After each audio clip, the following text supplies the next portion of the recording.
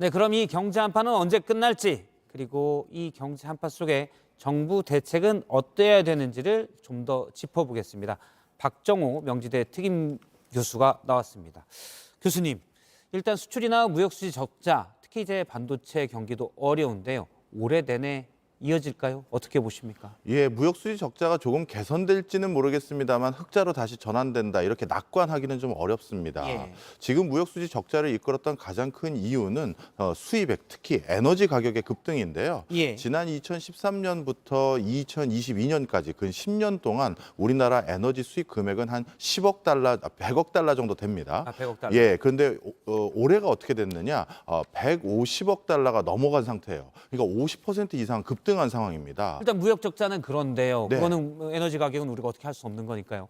수출이 줄어든 건 그건 또 어떻게 보면 우리의 요인도 있는 거잖아요. 맞습니다. 어떻게 보세요? 이렇게 수입 금액은 늘었는데 수출은 또 줄은 거예요. 대표적으로 수출이 줄었던 품목이 바로 반도체인데 예. 수출 물량이 예년에 비해서 40% 이상 급감한 상태입니다. 수입은 늘고 수출은 줄었으니 무역 수자 적자가 된 것이죠. 예. 예. 그런데 하나 궁금한 게 그게 있습니다. 우리 주요 교역국인 미국과 중국, 일본 이 부분을 어제 IMF가 다 전망치를 석 달 전에 비해서 올렸거든요. 우리만 더 낮췄어요. 따로 이유가 있습니까? 이게 경제 성장률이라는 건 수출만 볼 것이 아니라 내수 예. 부분도 봐야 되는데 우리나라는 지금 내수 경제도 안 좋은 상황이기 때문입니다. 예. 내수를 좌지우지하는 가장 중요한 요소는 건설과 부동산 부분인데요. 뭐 아시다시피 지금 건설과 부동산 부분이 더더욱 악화일로를 걷고 있는 상황이기 때문에 예. 그런 것들이 추가적으로 반영된 것으로 보입니다. 그러면은 IMF가 석 달 전에는 예상하지 못했던, 그러니까 그만큼 나쁠 거라고 못 봤는데 열어보니 건설 부동산 경기가 더 나빴다. 아마 이런 게 반영됐을 거라고 보시는 건가요? 네, 맞습니다. 정부에서도 건설 경기의 위험선 중에 하나가 미분양 아파트의 건수가 예. 6만 2천 호 이상이 되면 이제 좀 적신호다 이렇게 보고 있는데요. 그것도 지금 넘어선 상태입니다. 그러다 보니까 건설 경기 악화가 추가적으로 우리나라 경제 성장률을 하방으로 재조정하는 주요 원인 중에 하나로 보입니다. 예, 이 그래프를 하나 잠깐 보겠습니다. 저희가 준비를 했는데요.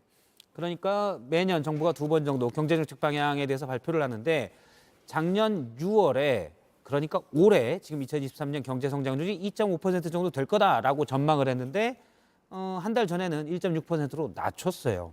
그런데 IMF는 2.1% 정도 될 거다라고 했다가 그런데 보니까 앞서 말씀하신 대로 뭐 건설도 안 좋고 좀 더 안 좋네. 그래서 다른 나라는 올렸는데 우리나라는 1.7%로 지금 낮춘 거란 말이거든요.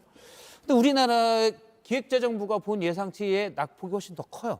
그러면 너무 낙관적으로 봤던 거 아닌가요? 그러니까 작년 6월에.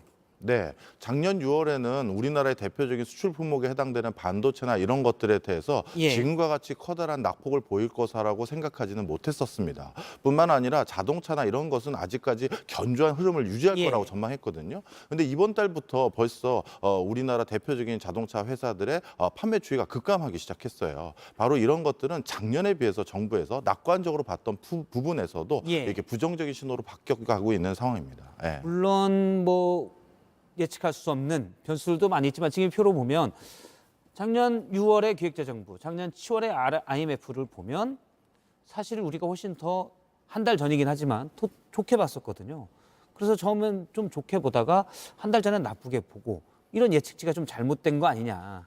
그러다 보면 예측을 잘못하게 되면 대처도 잘못되잖아요. 당시의 정부의 대책들에 대해서는 어떻게 보십니까? 예, 사실 지금 정부가 이렇게 경기가 안 좋을 때는 항상 공공 발주 등을 통해서 경기를 호전시킬 마중물들을 만들어야 되는데요. 예. 최근에는 물가가 너무 높다 보니까 정부가 재정 지출을 추가적으로 할 수도 없는 상황입니다. 그러다 보니까 이런 뭐 전망치에 대한 어떤 편차도 물론 지적일 수도 있지만요. 예. 그거보다도 더 중요한 것은 물가가 이렇게 고공행진을 하고 있는 상황에선 재정 지출을 통한 경기 부양도 할 수 없는 게 지금의 좀 딜레마다 이렇게 말씀드리고 싶어요. 재정 지출에 부담이 된다라는 말씀이죠. 네. 그런데 궁금한 게 작년 6월에 저렇게 2.5% 정도 할 거예요라고 했다가 사실은 그 다음에 세제 개편안이 나왔거든요. 한두 달 정도 뒤에. 그래서 세수 감소액이 연평균 앞으로 5년 동안 13조 원 정도 돼요. 그러니까 지금 재정 지출이 힘들다고 하는데 작년에 앞으로 세금을 많이 깎아줄게요라고 했거든요. 이건 어떻게 봐야 됩니까? 네, 이 세금을 깎아주는 이유들 중에 여러 가지는 정부에서 세금을 덜 거둘 테니 자발적인 경제 활동을 좀 적극적으로 유도하려는 목적이 있었던 것으로 보여집니다. 예. 근데 민간 경제가 지금 급격히 위축되는 상황에서 그것을 단순히 세수 인하를 통해서 기대하기는 좀 어려워요. 그렇다면 추가적으로 정부가 직접적으로 나서야 될 상황인데 일본 같은 경우는 정부가 직접적으로 나서고 있는 상황이고 미국은 경기가 아직 그렇게 나쁘지가 않습니다. 고용 부분은 아주 좋은 상황이고요. 그런 상황에서 다른 나라 같은 경우는 경제 성장률을 상방으로 조정할 수 있는 충분한 요인이 있지만 국내에서는 민간도 정부도 경기 상승에 어떻게 보면 버팀목이 될 수 있는 여지가 부족하기 때문에 예. 어떻게 보면 다시 하방으로 재조정한 것으로 보입니다. 경기를 자극하는데 그냥 민간 투자 활성화를 유도할 수도 있고 또는 정부의 재정을 투입하는 걸 수도 있는데 지금 경제가 급격히 전망치보다 안 좋아졌는데 재정 부담이 현재는 있다는 말씀으로 이해를 하겠습니다. 박정호 명지대 특임 교수와 함께 짚어봤고요. 보다 자세한 얘기는 뉴스룸 뒤에 이어지는 뉴스룸 뒤에서 더 얘기를 하겠습니다. 좀 기다려 주시기 바랍니다.